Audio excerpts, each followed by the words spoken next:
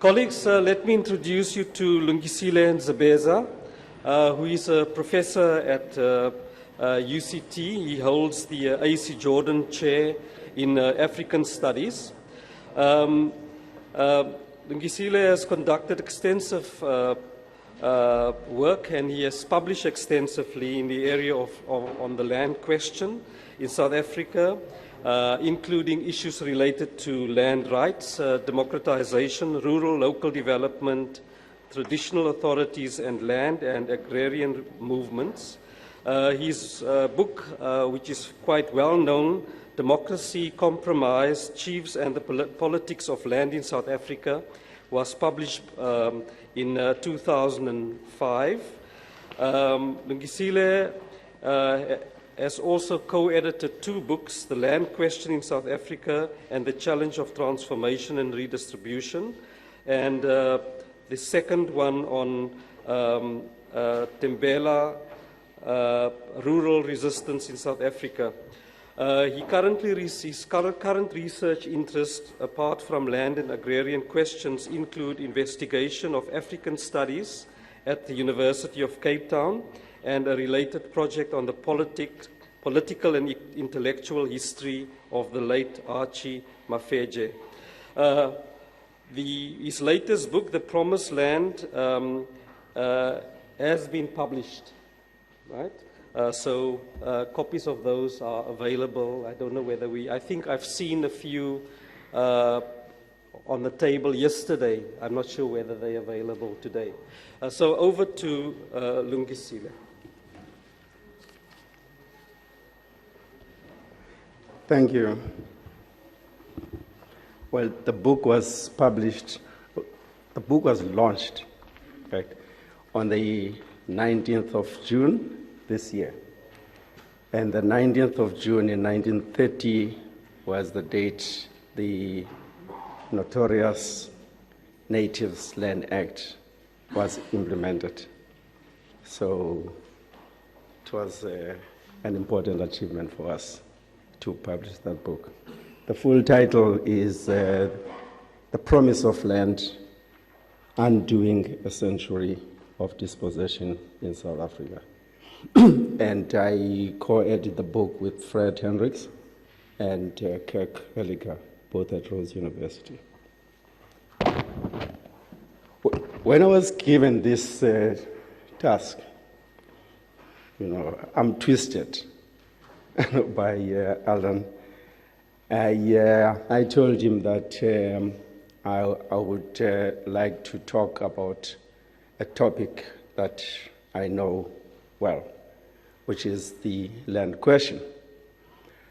I am familiar with Neville's work, especially on the national question, and my hope was that in looking through Neville's work with this mission in mind, mission of talking about the land question, that I would get some material, his writings, his reflections on the land question and so on. And to my disappointment, I found that Neville has hardly written anything about the land question in the way we address the land question in South Africa. And what I found, which was very useful initially, and I thought I would use for this address, though I'm not using it, was were a couple of articles and debates in the 50s. And these were debates within the unity movement tradition on the land and agrarian question. And those debates can be found in a volume that is edited by Alison Drew. And I think it's volume 2 of the radical tradition. It is similar to the work of Carson Carter from protest to challenge, right? And but that didn't. The fact that Neville hasn't written on the land question didn't dissuade me from addressing the question, because I think that there is a link, close integral link between the national question and the land question. And in raising the issue of land in South Africa, I tend to make that connection between the land question and the national question. The other thing that must be said about the land question is that this is 2013, and most of you would know that this year marks the centenary of the notorious Natives Land Act. There have been many celebrations, many commemorations. We held a big conference of social movements at the University of Cape Town between the 19th and the 22nd of June this year. So, in reflecting about the commemoration of the centenary of the notorious Native Land Act, it is important to note that we are not only recounting the legacy of colonialism and apartheid when we do this, but we are also assessing the steps that we have taken as South Africans, we have taken to resolve this legacy. Now, in order to address the latter, which is the resolution of the legacy, we must ask ourselves what the legacy is about. Apart from dividing the South African landscape into urban and rural areas, colonialism further divided the rural into commercial farms and the reserves. The reserves were established for occupation by black Africans, for lack of a better word. The situation in the former Bantustans can be summarized as follows. Colonialists established reserves for occupation by the indigenous people following massive and violent dispossession of the latter's land. In 1913, legislation was promulgated restricting the indigenous people to a mere 7% of the South African landscape. And I think important to note here is that 1913 is not the beginning of land dispossession in South Africa. 1913 was a confirmation in law of a process that took place over, 2 centuries or so, since 1652. And I think it's important that needs to be made, especially for those of us who are looking at cases of restitution. There's a tendency to think that restitution addresses issues that happened from 1913 onwards, and that there is no relationship between 1913 and what happened before 1913.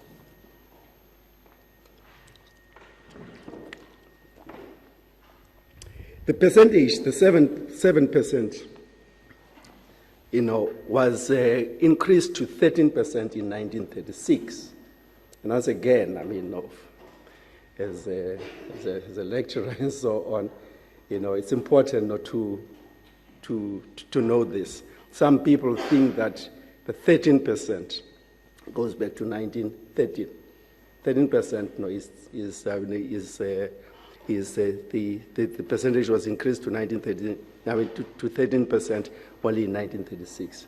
And this is a situation that prevailed until the advent of democracy in South Africa in 1994. With regard to land tenure, most of the land in the rural areas of the former Bantustans, reserves, were called reserves, and then Bantustans, homelands, and some of these Bantustans became independent I think about 4 and so on. But no, I like not to use the term no, former Bandustans.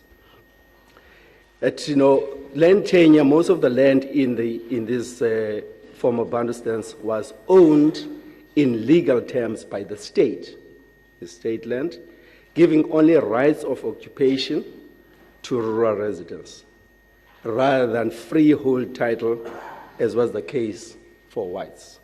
And I suppose, some Africans who resided in the urban areas of the former Bandustans. While initially committed to promoting a class of African farmers in the reserves, colonialists changed their minds when minerals and gold in particular were discovered in the late 19th century.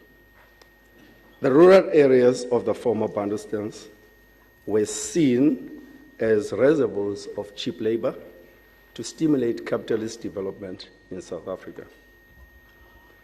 Colonialists justified cheap labor on the grounds that wages would not play a role in the reproduction of labor, given the expectation that the family or in the reserves would make a living on land.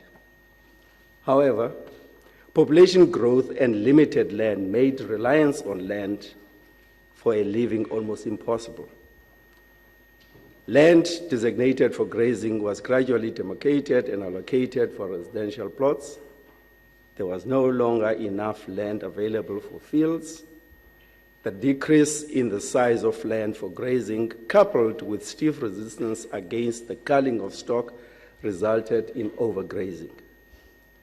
The possibility of making a living out of land was further constrained by inadequate and poor infrastructure in the form of fencing of grazing camps and inadequate water supply for households, stock, and crops. The breakdown in the maintenance of grazing camps and the cost of fencing fields, as well as limited labor, led to a state of unfarmability where livestock destroyed crops, thus discouraging those who were committed to agriculture from producing from their fields. What used to be fields for crops became communal grazing land for livestock. I think the point I'm trying to make here is that life in the reserves became unbearable. And whoever thought that livelihoods could be sort of generated in the reserves was making a mistake. Having said this, I want to emphasize that rural communities are highly differentiated. Using access to land as a marker, the immense majority of rural dwellers own residential plots of less than half a hectare. This piece of land usually accommodates a house, a kraal for those with livestock, and a garden to grow crops and fruit, largely for home consumption. The second category is made up of those who, in addition to the residential plots mentioned above, have access to fields for plowing and growing crops, and in some cases, fruit. This too is a highly differentiated group in terms of the size of landholding, with landholding ranging from 2 hectares to 218 hectares in areas where I do research, which is largely here in the Eastern Cape. The immense majority of rural residents had and still have access to communal grazing, which individuals gain access to by virtue of being members of the administrative area concerned. Now, this is the situation that pertains to land tenure in the reserves. At the level of rural politics, a topic I've written a lot about, unelected and unaccountable chiefs of various ranks had, particularly during the apartheid period, exclusive control over the allocation of land at the local administrative and tribal authority level. In general, chiefs were despotic, resembling their apartheid masters, although they were not decentralized as sort of my colleague Mamdane would make us believe. By and large, the above depicts conditions in the rural areas of the former Bantustans at the dawn of South Africa's democracy. Not much has changed since then, either at the level of land tenure or of governance. No one these days disputes that post-1994 plans to deal with the legacy of colonialism and apartheid, that those plans have been spectacularly unsuccessful. Ongoing backlogs in the urban areas, the crises in the former reserves, and the appalling conditions for workers on commercial farms are a clear testimony of unresolved land questions in South Africa. The main issue with post-1994 policies and laws, and this includes the National Development Plan, is that they do not take account of colonial dispossession and the legacy of apartheid. There are many questions about land, but the fundamental land problem remains the unequal division of land between blacks and whites, and how to integrate the urban, commercial farms, and the former Bantustans into a unitary geographic, political, social, and economic order. At the heart of this legacy, as I already noted, is the establishment of the former reserves, the former Bantustans. These formed the bedrock on which colonialism and apartheid rested.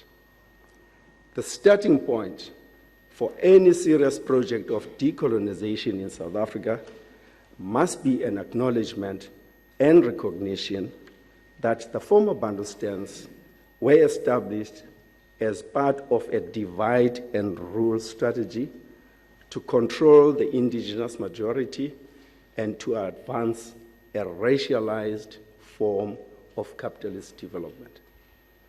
It is hard to imagine an emancipatory project in South Africa that would not make the dismantlement of the former Bantustans its priority.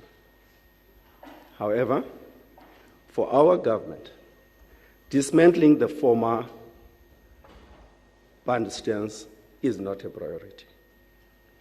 On the contrary, there is a perpetuation of this system at both the level of land tenure and governance.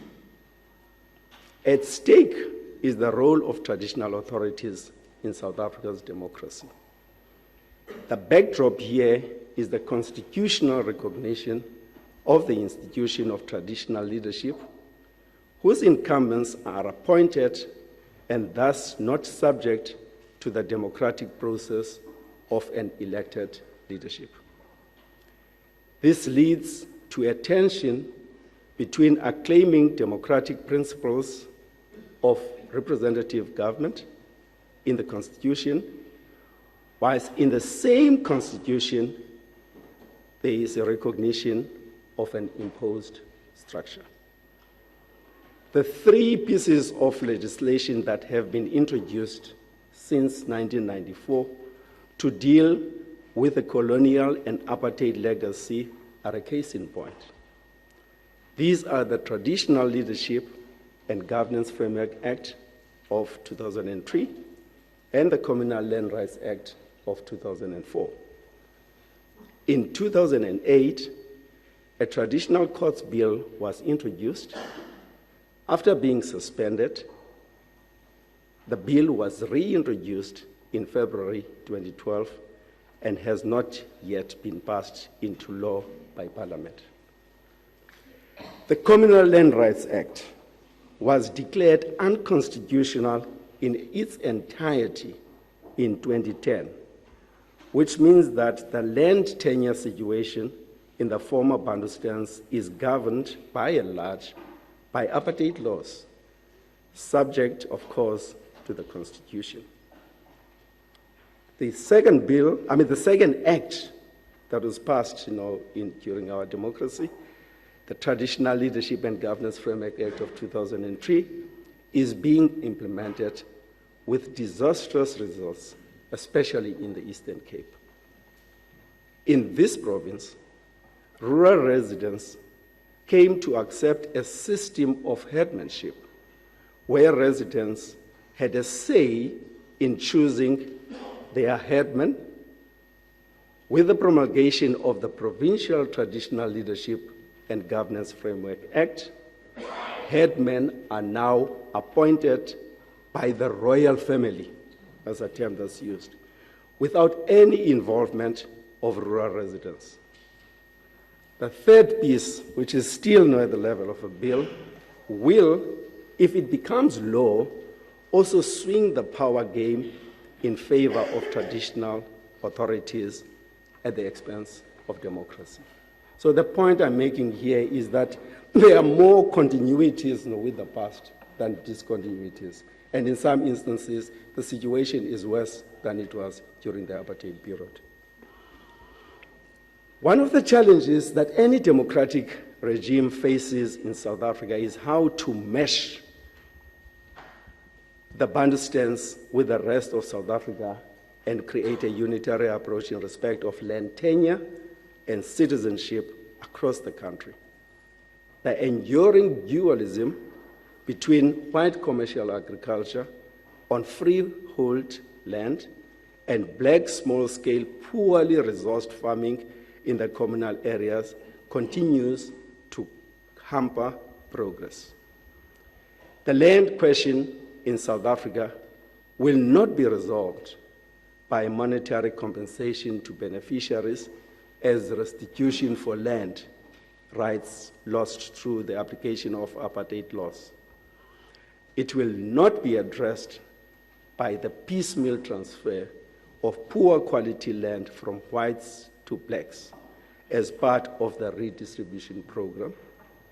It will also not be settled by the formalization of procedures for the eviction of farm workers as land tenure reform has prescribed. Furthermore, it will not be resolved by the upgrading of shacks in urban slums, or worse, the eviction of so-called illegal squatters from the towns. In short, all the efforts of state policy in the almost 2 decades since the demise of apartheid are either inappropriate or inadequate in the face of mounting challenges facing the country in respect of land. A thoroughgoing transformation of the land tenure and local government systems, as well as a radical agrarian restructuring, is needed. This might be seen as based on some kind of utopian thinking. However, unless such a visionary thinking is pursued, the countryside will remain in the hands of white agricultural capital, with possibly grave implications for the survival of democracy in South Africa. For South Africa, there is no magic solution, nor is there any predetermined path to follow.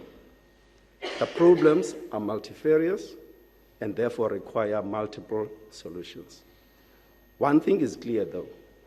The solutions have to address the extreme racially based inequality in land.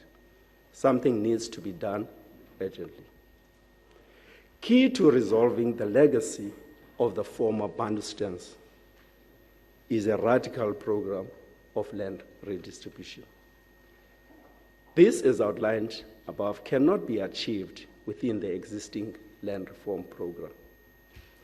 I have argued elsewhere, from basically 1999 to the book that we launched 3 weeks ago. I've argued that part of the problem can be directly, 5 minutes, I'll do that within 5 minutes. Part of the problem can be directly attributed to the lack of commitment on the part of white farmers who use the existing policy based on the willing seller, willing buyer, to decide which land could be made available. Further, the constitutional protection of existing property rights creates conditions that make it difficult for the ANC-led government to use the expropriation clause in the Constitution to seize land for purposes of land redistribution, without running the risk of being taken to court by white commercial farmers and their business and political allies. The challenge by commercial farmers and their allies to the introduction by the ANC of the expropriation bill in 2008 is a good example. Commercial farmers put so much pressure on the ANC government that the latter decided to withdraw the bill without any clarity as to how the even limited objectives of attaining 30% of the land by 2014, which is next year, would be achieved. In cases where white farmers make land available for land reform, they charge exorbitant prices that government is increasingly finding difficult to meet. Again, it is clear that white commercial farmers are unwilling to come to the table and make land reform work in South Africa. Their insistence that the market should dictate land prices suggests insensitivity on their part about how whites attained land in South Africa in the first place. Some scholars challenge my position, arguing that the Constitution is not an obstacle to a radical land redistribution program. They put the blame on the doorsteps of politicians for their lack of political will.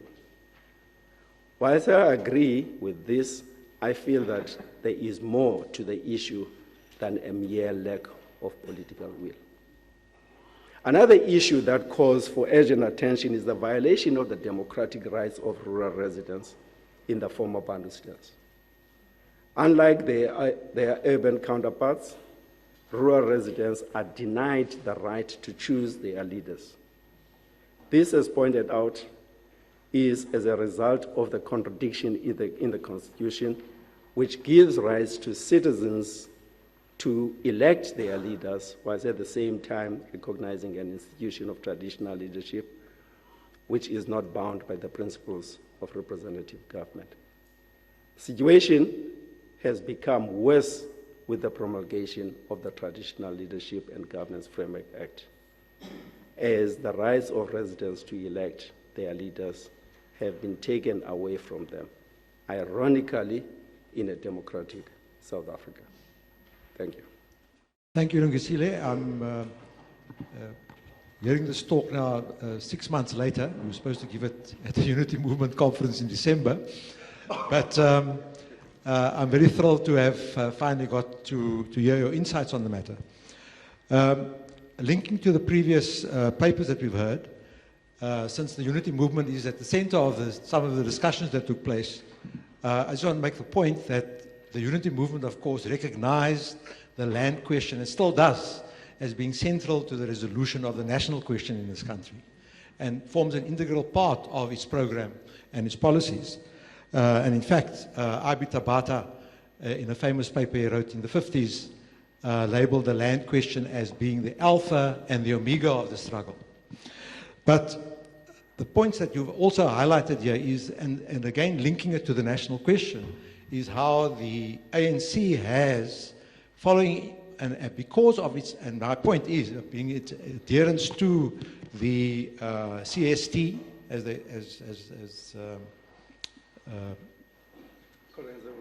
they've called it, what's the name, and also the Four Nation Thesis, etc., is also linked to the Traditional Affairs Bill, which you've highlighted here as being very important in resolving the issues that we are faced here.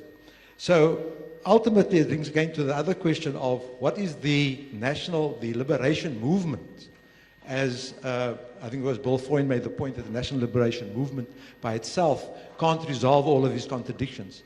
How does one formulate that in the context of an ongoing political struggle in this country?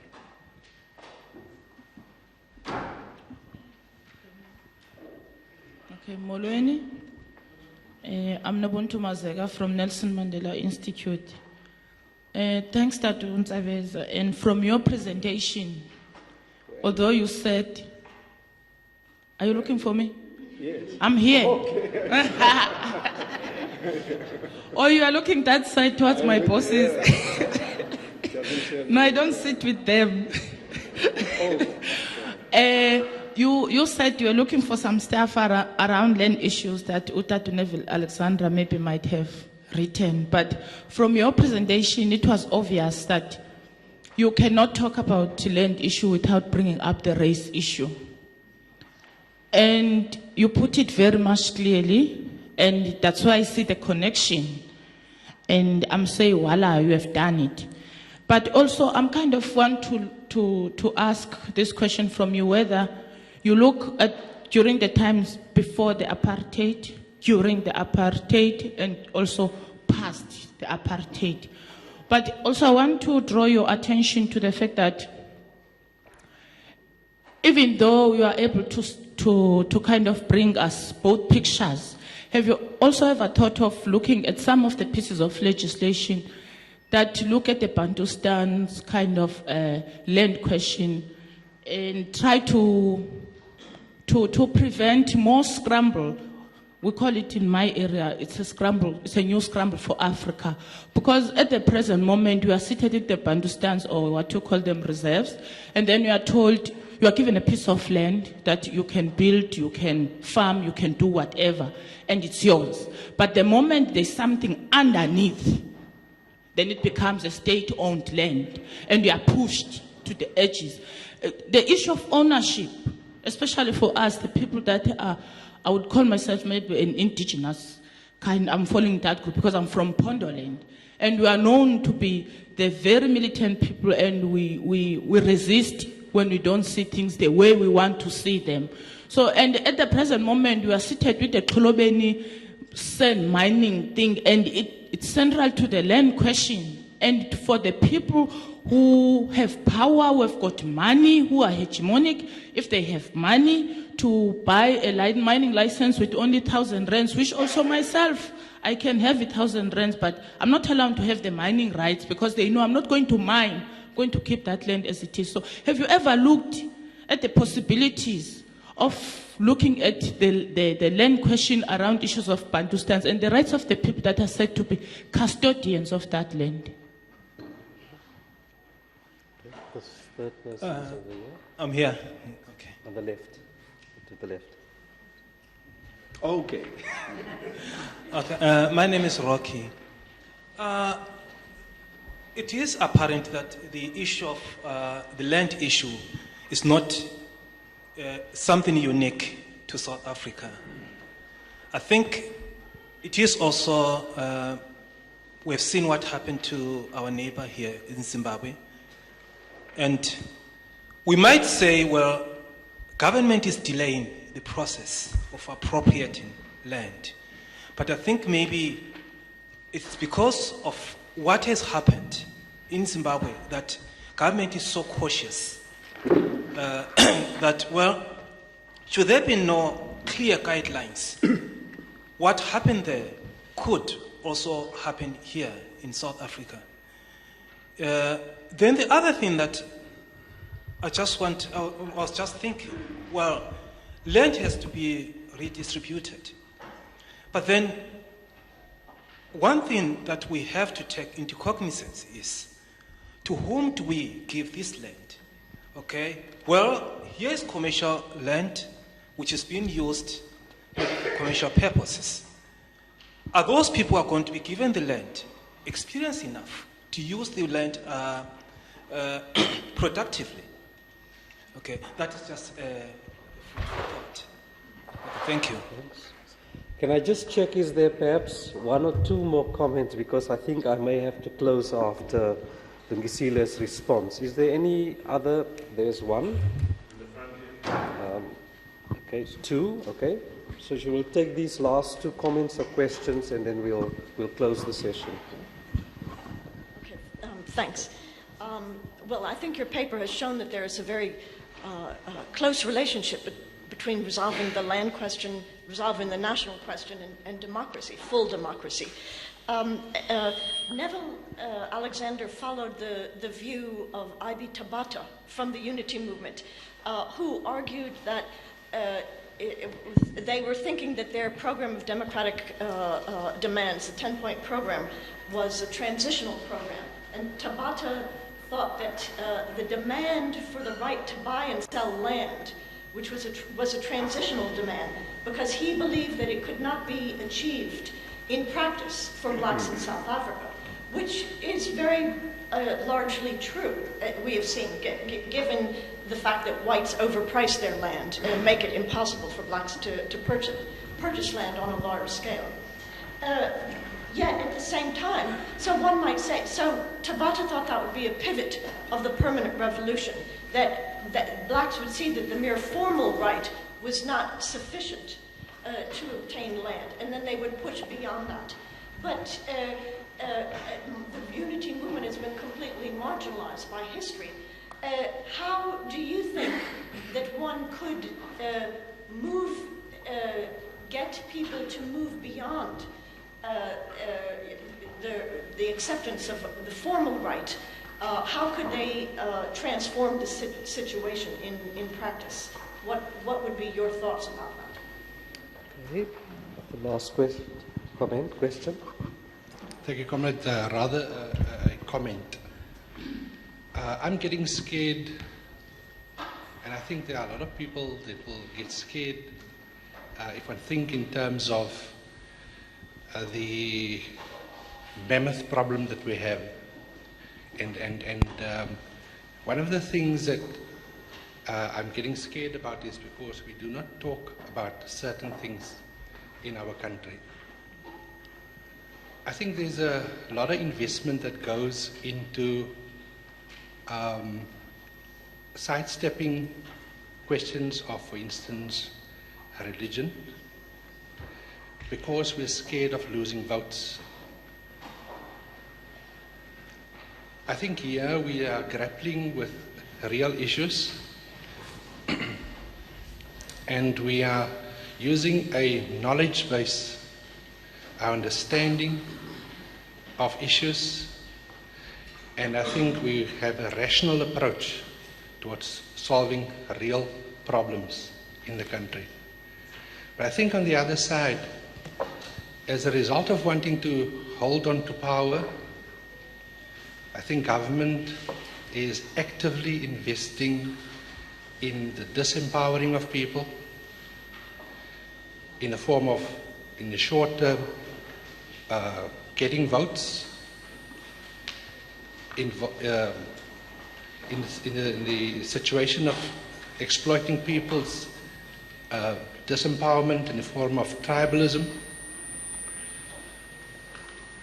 I would hope that at the end of the day, in a practical sense, from here we will be able to give some kind of a shining light how to accept as a basis from which to work from, is that we accept that government will not easily do away with that deliberate strategy of clinging on to power and through votes retaining power. We have to accept that as a reality and move on from there, strategically thinking, planning, strategizing. That is all. Thank you.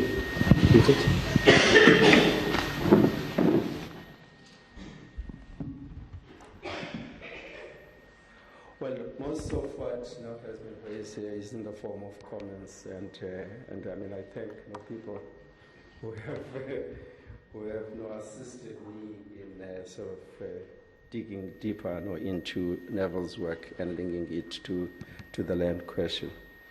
And as I said, I mean, the sort of the volume, 2 volumes by Alison are really useful. They're a good starting point. But I think there should be more material that is lying somewhere amongst you and so on that needs to be collected and put together into another volume.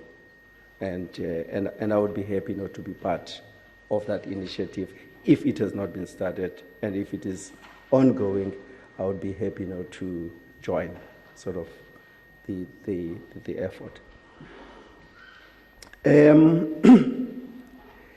In my work, I highlight 2 issues as obstacles to land reform in South Africa.